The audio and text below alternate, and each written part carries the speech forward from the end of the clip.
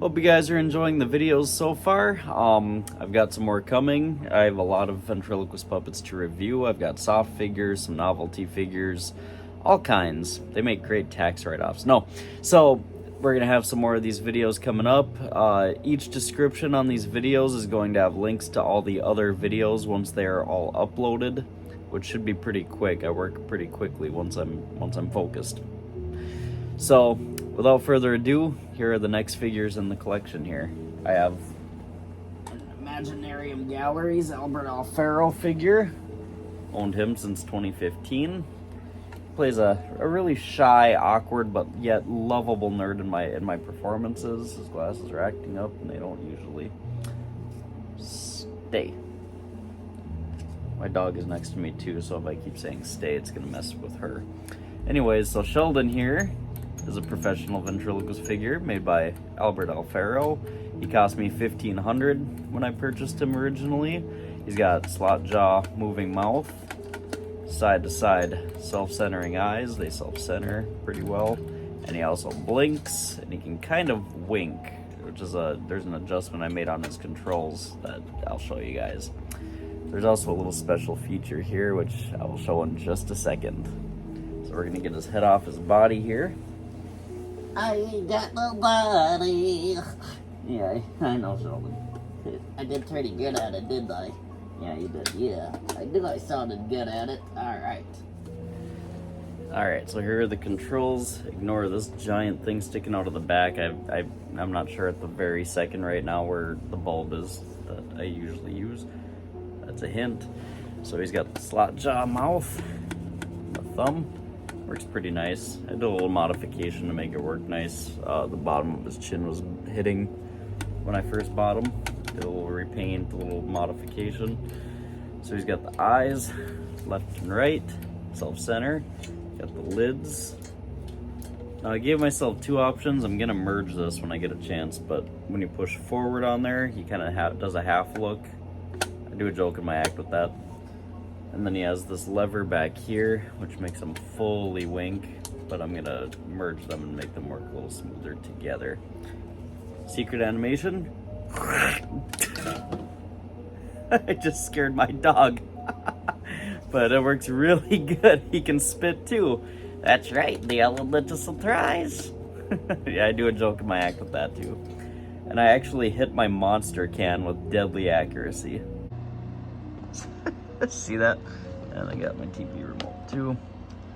Also, my girlfriend has been coming over and sculpting. Alfaro bodies are the wood type of body where it's just like wood splines inside. Got the nice hands. You gotta be careful with Alfaro figures. I've noticed the resin material is, I won't say brittle, but it's not as durable as, say, a Dan Pays. And at one point, was it this hand?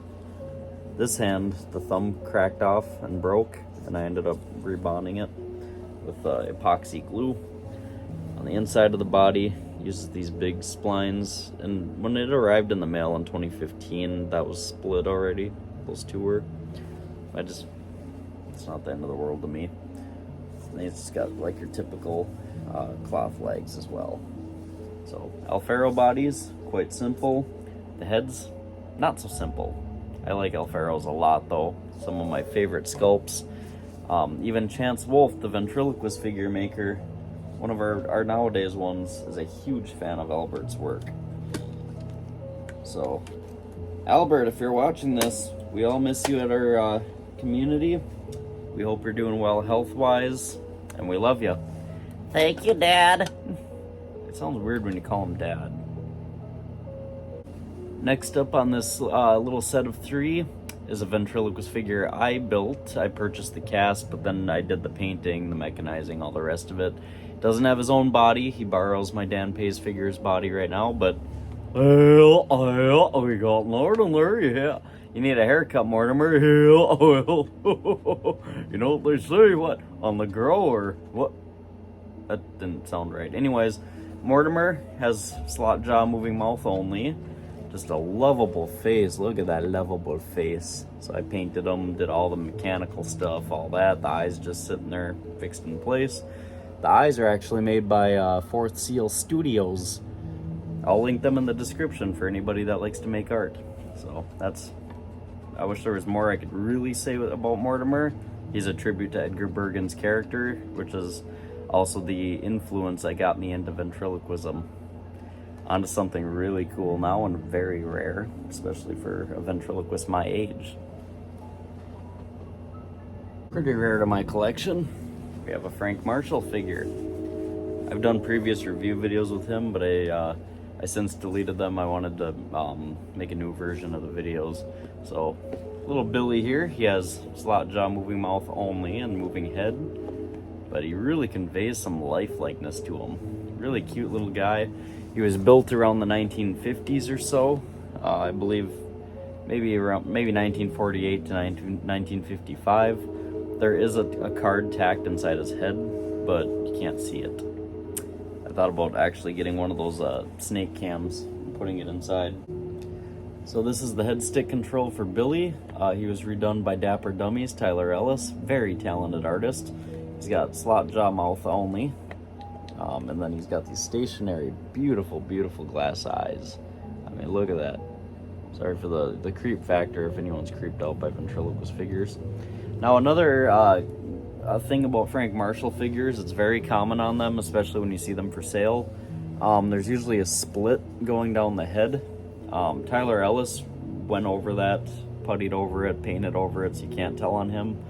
But if you look very, very closely, you can kind of see the line on the camera picks it up. It's an iPhone camera, so it should goes up in front of his ear like that. Can't see it though, for the most part, so not a big deal to me. And then the hair was redone too. If you go on Ventriloquist Central, Dan Willinger's YouTube channel, he does have a video with this particular figure before he was restored. It was really cool. So yeah, not much to show you with the head now. Frank Marshall body, simple wood. Instead of using cotton like you would on a nowadays figure, it's like a straw inside. I don't know, straw substrate, something. Nice little shoes from the 1930s. Seersucker suit. And then look at that, those wooden splines. And then on the very top in a Marshall figure, he would actually slope the shoulder board to give him kind of a natural shape.